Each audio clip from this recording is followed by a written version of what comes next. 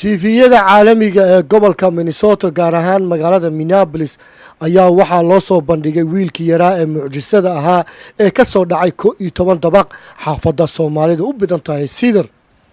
haddaba Faaduma ah hooyadii dhashay ayaa waxay ka sheekeysay sidii Ilaahay u badbaadiyay Muuse oo ka soo dhacay 11 dabaq. haddii aad nagu cusub tahayna fadlan subscribe inoo saar si aad ula socoto muuqaaladeena. farxad taasoo ula jeeday inay indhaheeda ku aragto Muuse oo maanta cayaaraya jilbaheedana ku fadhiya. daba jaraa'idada iyo tiifiyada gobolka Minnesota ayaa wiilkaasi waxay ugu magac dareen wiilkii mucjisada ahaa taasoo ula jeedeen in uu ka badbaaday markuu ka soo dhacay 11 dabaq. ugu horreysay horta aniga wiilkayga maana joogin marka uu meesha ka soo dhacay laandari baan ku jiray. markii aan arkay ambalaasti iyo waxaas aan hoos ka arkay laandarigii sidaa hoosta aan u fiiriyay ayaaba waxaan arkay ambalaas iyo waxaas kor baan u soo fuulay ilaa iyo gurigeygii. markaan kor imaaday ayaa waxaan arkay gurigeygii cidlaa cidna joogin, caruurtii iyo aabahood aan guriga kaga tegay iyagoo joogin. kabacdi haddana hoos baan u degtay. hoos markaan sidaas ugu degtay anu da ilmaha soo dhacay ilmahaygi ma moodayn waxa u maleynaayo waxay ambalaasta iyo waxaas u yimaadeen in ay dab iyo waxaas ka dhacay. laakiin markaan hoos u degtay aan sida albaabkii u furay jaranjarta ah waxay dhaheen naaga meesha jooga waatan hooyadii markay dhaheen ayaan ogaaday inuu cunugeygii yahay.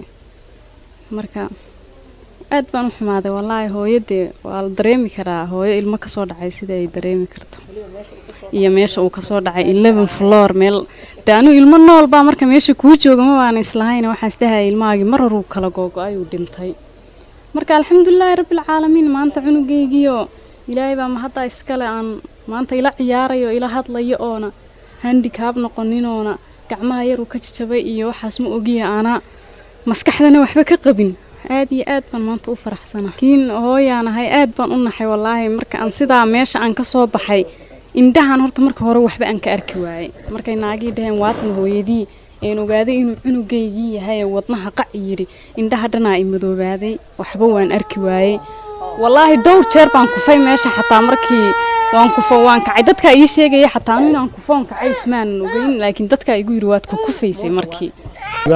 aad buu caafimaad qabaa waa kan uu ooynayo waxa ka muuqata nolol fiican caafimaad buu qabaa. marka dadka wadankan ku nool waxay ugu magac dareen wiilkaaga inuu yahay mucjiso. marka ma aaminsan tahay inuu mucjiso yahay? wallaahi de wax Ilaahay watay oo ilmo Ilaahay u jecel yahay oo watay inuu yahay baan anigu aan qirsanahay oo Ilaahaygi meesha ka soo riday markii horena abuurtay uu badbaadiyay.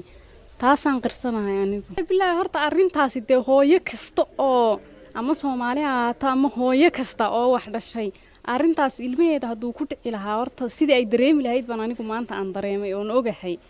laakiin haddana maanta maasha Allah Ilaahay waa kan ilmahaygii oo wuxuu i tusay naxdintii i soo martay farxad baa iiga dambeysay oo waa kan maanta ila ciyaaraya.